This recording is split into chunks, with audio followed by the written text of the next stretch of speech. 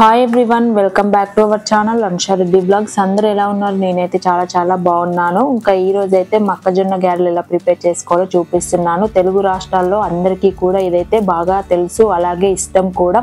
Non veg లోకి అయితే super అంటే సూపర్ గా ఉంటాయి. చికెన్, మటన్ ఎందులోకైనా ఈ గారెలు అయితే చేసుకొని తినొచ్చు. మరి అది లేట్ చేయకుండా ఎలా ప్రిపేర్ చేసుకోవాలో చూద్దాం. అంతకంటే ముందు అయితే ఎవరైనా కొత్తగా నా ఛానల్ ని ఫాలో అయినట్లయితే సబ్స్క్రైబ్ చేసుకోవడం మర్చిపోవద్దు. సబ్స్క్రైబ్ అయితే చేసుకోండి. ఇంక ఇక్కడైతే 5 కంకులు అయితే తీసుకొని మక్కలన్నీ కూడా పొలుచుకున్నాను. ఇప్పుడు ఒక మిక్సీ జార్ తీసుకొని ఫస్ట్ అయితే కొన్ని ప్లెయిన్ గా తీసుకొని అయితే మిక్సీ పట్టుకున్నాను. ఇలా నేను చూపించిన విధంగా అయితే మిక్సీ పట్టుకోండి. బాగా మెత్తగా కూడా పట్టుకోవద్దు, ఎందుకంటే మనం గారెలు చేసుకునేటప్పుడు మళ్ళీ వాటరీగా అయిపోతుంది. సో నేను చూపించిన విధంగా ఈ కన్సిస్టెన్సీలో అయితే పట్టుకోండి.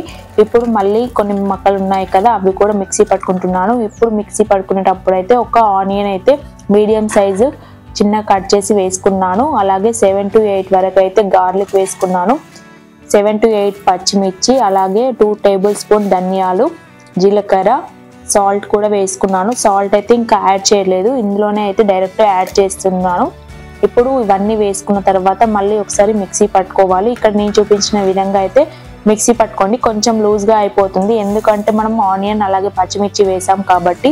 సో ఇప్పుడైతే ఒక బౌల్లోకి తీసుకున్న తర్వాత ఇందులోకి కరివేపాకు, ఉల్లికాడలు, అలాగే సన్నగా తరిగి పెట్టుకున్న ఆనియన్ ముక్కలు, కొత్తిమీర అన్ని వేసుకోవాలి. ఈ సీజన్లో అయితే ఇంకా ఉల్లికాడలు అలాగే కొత్తిమీర కూడా చాలా బాగా దొరుకుతుంది. అది ఎక్కువగా వేసుకుంటేనే టేస్టీగా ఉంటాయి గారెలు కూడా.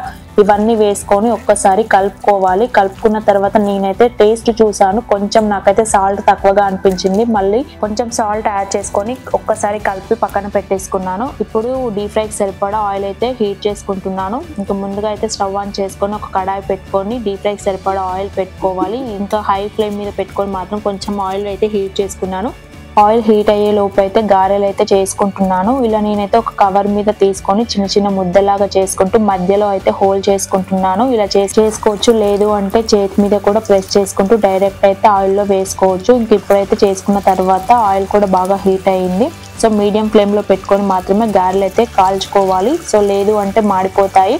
2 సైడ్స్ కూడా గోల్డెన్ బ్రౌన్ వచ్చే వరకు అయితే గారెలన్నీ కూడా కాల్చుకోవాలి. ఇంకా మిగతా పిండి కూడా ఇలానే ప్రెస్ చేసుకుంటూ ఇంకా గారెలన్నీ కూడా చేసుకుంటే చాలా టేస్టీగా ఉంటాయి. సింపుల్ ప్రాసెస్ లో మనకైతే గారెలు అనేది చేసుకోవచ్చు. నాన్ వెజ్ లోకి అయితే ఈ గారెలు అయితే చాలా బాగుంటాయి. ఇంక ఇక్కడైతే నేను గారెలన్నీ కూడా చేసుకోవడం అయితే కంప్లీట్ అయిపోయింది. సో మీరు కూడా ఇంట్లో అయితే ఒకసారి తప్పకుండా ట్రై చేయండి. నేను చెప్పిన విధంగా చాలా టేస్టీగా వస్తాయి, అలాగే క్రిస్పీగా కూడా వస్తాయి. ఆయిల్ అయితే అస్సలు పీల్చవు మొక్కజొన్న గారెలకైతే. సో ఈ వీడియో మీకు నచ్చినట్టయితే like, share and subscribe to our channel. Thanks for watching. By.